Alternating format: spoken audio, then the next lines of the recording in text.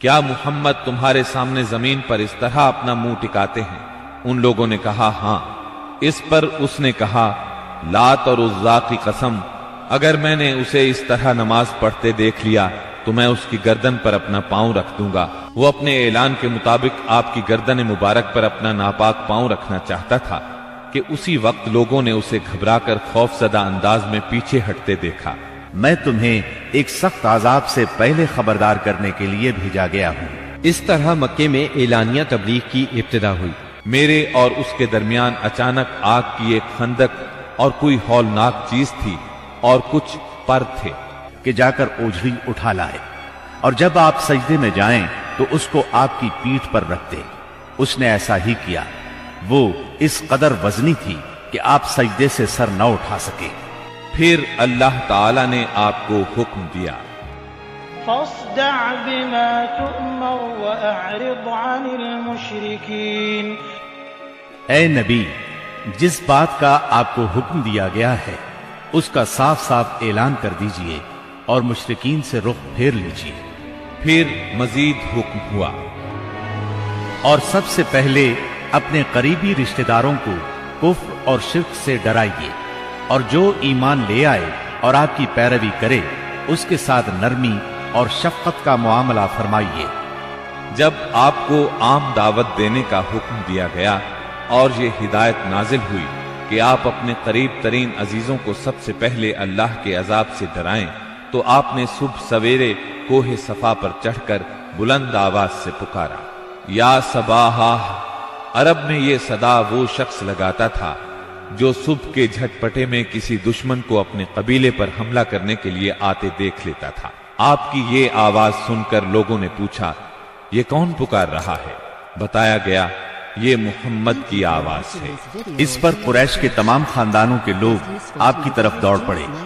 جو خود آ سکتا تھا وہ خود آیا، جو نہیں آ سکتا تھا اس نے اپنی طرف سے کسی کو بھیج دیا۔ جب سب لوگ جمع ہو گئے تو آپ نے قریش کے ایک ایک خاندان کا نام لے لے کر پکارا، اے بنی ہاشم، اے بنی عبد المطلب، اے بنی فہر، اگر میں تمہیں یہ بتاؤں کہ اس پہاڑ کے پیچھے ایک لشکر تم پر حملہ کرنے کے لیے تیار ہے تو کیا تم میری بات کو سچ مانو گے؟ کیونکہ میں ایسی جگہ کھڑا ہوں جہاں سے میں ادھر بھی دیکھ رہا ہوں اور ادھر بھی۔ سب نے یک زبان ہو کر کہا ہم آپ کی بات فوراً مان لیں گے، ہم نے کبھی آپ کو جھوٹا نہیں پایا، ہم نے ہمیشہ آپ کو سچا ہی پایا ہے۔ تب آپ نے فرمایا میں تمہیں ایک سخت عذاب سے پہلے خبردار کرنے کے لیے بھیجا گیا ہوں۔ آپ کا چچا ابو لہب بھی اس مجمع میں موجود تھا۔ وہ آپ کا خطاب سن کر سخت برہم ہوا، کہنے لگا ستیہ ناس جائے تیرا، کیا اس لیے تو نے ہمیں جمع کیا ہے؟ ایک روایت میں یہ بھی ہے کہ اس نے پتھر اٹھایا تاکہ آپ کو کھینچ مارے۔ اس طرح مکے میں اعلانیہ تبلیغ کی ابتدا ہوئی۔ لوگ مسلمان ہونے لگے۔ مسلمان ہونے والوں میں زیادہ تر نوجوان لوگ تھے۔ اس طرح ان کے بڑوں کو بہت دکھ ہوا کہ ہماری اجازت اور مرضی کے بغیر یہ کیوں پرانے قومی دین سے پھر گئے۔ ان لوگوں نے اپنے نو عمر رشتہ داروں کو طرح طرح سے اذیتیں دی، مارا پیٹا، بیڑیاں لگا کر قید کیا، چھت کے بغیر کمروں میں بند کیا، تپتی ریت پر ننگے بدن لٹایا، مگر یہ تمام اذیتیں بے اثر رہیں۔ ان لوگوں میں آزاد مرد اور عورتیں بھی تھیں، لونڈی اور غلام بھی تھے۔ لونڈیوں اور غلاموں کو ان کے آقاؤں نے شدید تکالیف پہنچائیں۔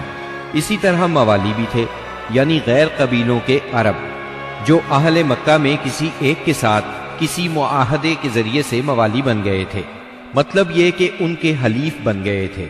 ان میں سے ایک سیدنا عمار بن یاسر رضی اللہ عنہ کا خاندان بھی تھا۔ ان کے خاندان کو خاص طور پر ظلم کا نشانہ بنایا گیا۔ سیدنا یاسر رضی اللہ عنہ پر اتنا ظلم ڈھایا گیا کہ وہ شہید ہو گئے۔ سیدہ سمیہ رضی اللہ عنہا جو سیدنا عمار کی والدہ تھی، انہیں ابو جہل نے نیزہ مار کر شہید کر دیا۔ یہ اسلام میں پہلی شہید خاتون ہیں۔ جلد ہی قرآن کریم میں بت پرستی کے خلاف سخت آیات نازل ہوئیں۔ مثلا سورہ انبیاء کی آیت 98 میں ارشاد ہوا انکم وما تعبدون من دون اللہ حصب جہنم انتم لها واردون۔ بے شک تم اور وہ بت جن کو تم اللہ کے سوا پوجا کرتے ہو सब दोज़ख का ईंधन होंगे और तुम सब उसमें दाखिल होकर रहोगे। नबी सल्लल्लाहु अलैहि वसल्लम ने हरम में उस तरीके से नमाज शुरू कर दी जो अल्लाह ताला ने आपको सिखाया था, और यही वो चीज थी जिससे कुरैश ने पहली मर्तबा महसूस किया कि आप किसी नए दीन के दावेदार हैं। इस पर अबू जहल की जाहिलियत और भड़क उठी। उसने आपको धमकाना शुरू कर दिया। आपसे सख्त लहजे में कहा, हरम में इस तरीके से इबादत न करें। फिर अबू जहल ने कुरैश के लोगों से पूछा, क्या मुहम्मद तुम्हारे सामने जमीन पर इस तरह अपना मुंह टिकाते हैं? उन लोगों ने कहा, हाँ। इस पर उसने कहा, लात और उज़्ज़ा की कसम, अगर मैंने उसे इस तरह नमाज पढ़ते देख लिया तो मैं उसकी गर्दन पर अपना पांव रख दूंगा और उसका चेहरा जमीन पर रगड़ दूंगा। फिर ऐसा हुआ कि उसने आपको नमाज पढ़ते देख लिया। वो फौरन आपकी तरफ लपका। वो अपने ऐलान के मुताबिक आपकी गर्दन मुबारक पर अपना नापाक पांव रखना चाहता था कि उसी वक्त लोगों ने उसे घबराकर खौफजदा अंदाज में पीछे हटते देखा। वो अपने मुंह को किसी चीज से बचाने की कोशिश कर रहा था। लोगों ने उससे पूछा, तुझे क्या हुआ? इस तरह पीछे क्यों हट आया? उसने कहा, मेरे और उसके दरमियान अचानक आग की एक खंदक और कोई हौलनाक चीज थी और कुछ पर थे। उसकी ये बात किसी ने आपको बताई तो आपने फरमाया, अगर वो मेरे करीब फटकता तो फरिश्ते उसके चीथड़े उड़ा देते। सैयदना इब्न अब्बास रजी अल्लाह अन्हु से रिवायत है कि रसूलुल्लाह सल्लल्लाहु अलैहि वसल्लम मकाम इब्राहिम पर नमाज पढ़ रहे थे। ऐसे में अबू जहल का उधर से गुजर हुआ। उसने कहा, ऐ मोहम्मद, क्या हमने तुम्हें इससे मना नहीं किया था? ये कहकर वो आपको धमकियां देने लगा। जवाब में आपने भी उसे सख्ती से झिड़क दिया।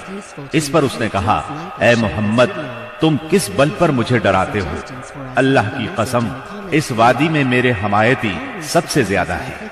एक दिन किसी जगह ऊंट ज़बह किया गया।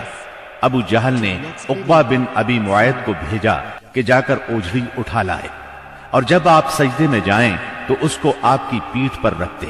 उसने ऐसा ही किया। वो इस कदर वजनी थी कि आप सजदे से सर न उठा सके। सैयदा फातिमा रजी अल्लाह अन्हा उस वक्त बच्ची थी। उन्हें इत्तला मिली तो वो दौड़ी आईं और उस गलीज बोझ को आपकी कमरे मुबारक से उतारा। सैयदना अम्र बिन आस चश्मदीद वाकया बयान करते हैं। एक रोज नबी अकरम सल्लल्लाहु अलैहि वसल्लम खाना काबा में नमाज पढ़ रहे थे। उक़बा बिन अबी मुआयद आया। उसने अपनी चादर को लपेट देकर आपकी गर्दन मुबारक में डाल दिया और बल देने लगा। जब उसने बल पर बल दिए तो आपकी गर्दन मुबारक भिंच गई। आप उसी तरह इत्मीनान कल्ब से सजदे में पड़े रहे। इतने में सैयदना अबू बकर सिद्दीक रज़ी अल्लाह अन्हु वहां पहुंच गए।